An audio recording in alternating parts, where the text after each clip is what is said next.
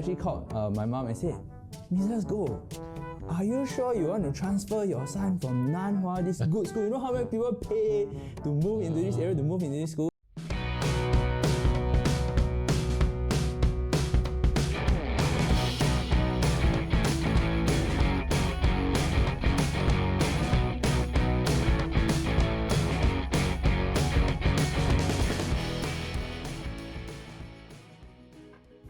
Hi, this is Edmund from Singapore Real Estate Insider, and today we are welcoming a very special guest here, Nathaniel. Hi guys, my name is Nathaniel. So I've actually been in business since 2020, and I started right after I graduated from school.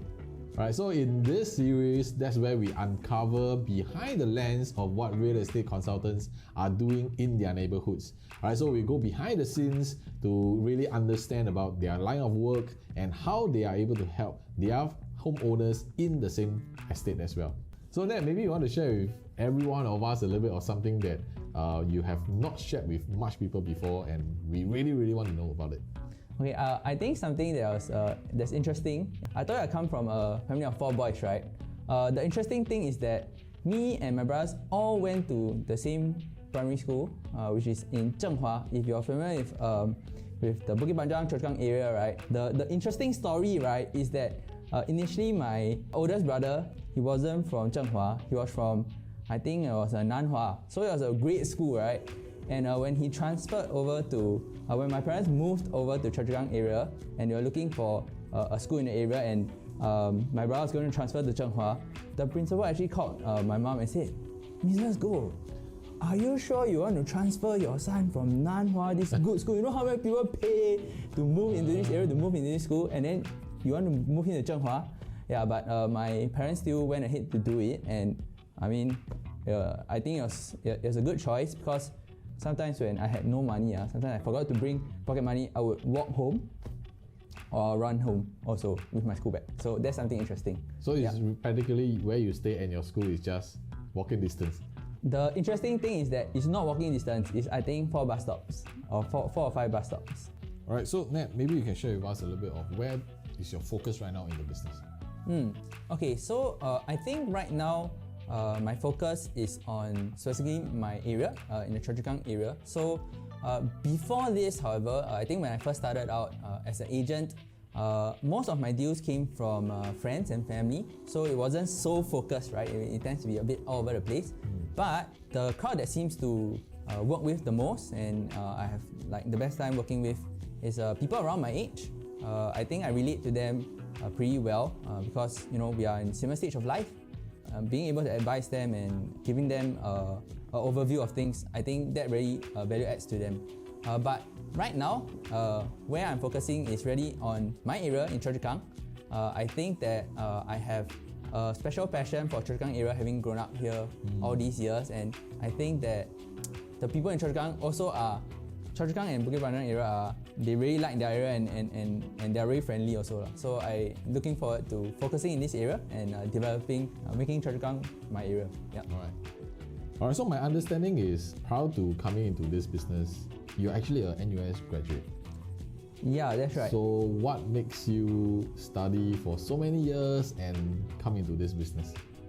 Okay, thanks for pointing out. Yeah, I did study in NUS, and I did study real estate specifically. Oh, okay. Yeah, so the reason why so property agency is a related, in a related field. Correct. But when I entered university, my plan was not to become a property agent, right? Oh, so yeah. What happened? What changed? What changed, right? So I think that going through the course, or going through 4 years of real estate course in NUS, we did have opportunities to do internships and try out different working experiences, which I was very thankful and grateful for. And I think one of the prestigious roles that I think real estate graduates can go towards is working for real estate funds, things like REITs, or working for developers in their asset management team or acquisitions team to look at new projects to purchase. I did do an internship there in one of these fund houses or developers.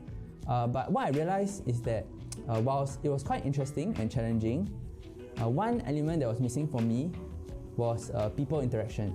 Okay. Yeah, so just to share some insights, like we used to do a lot of data and projections in terms of investment returns for property, which is great and interesting. But I realized that in the next 10 to 15 years, when I was looking up the hierarchy, right, who are the people that in the company that get to talk to people and get to talk to clients and make deals happen? True.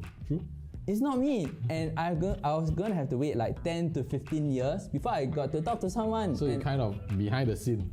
Yeah, I was, it's not a client facing, and I think that was something that pushed me in a different direction. The second important factor was that on top of doing a real estate internship, I also got to work for my brother. So my family business, we are in the business of distribution for consumer electronics, sound systems, right?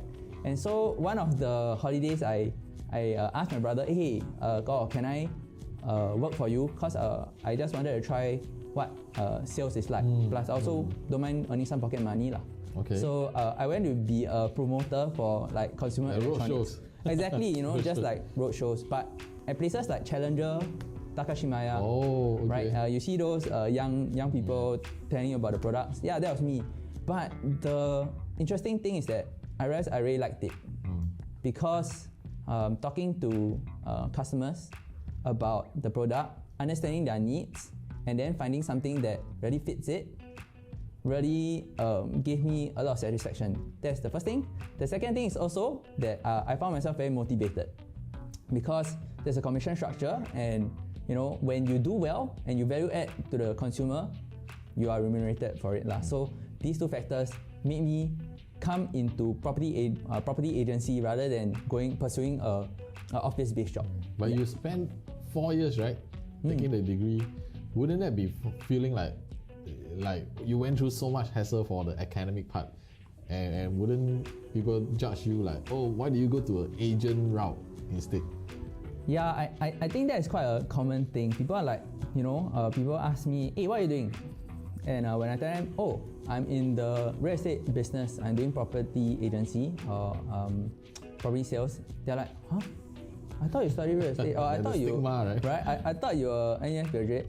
And I think ultimately my reply is that to those people who are maybe considering your careers as well, or undergrads, if you had spend enough time to go and try different things, you realize what works and what doesn't work. And ultimately, what I can say that is that having been in a business since 2020, I have no regrets because I really enjoy my day-to-day work.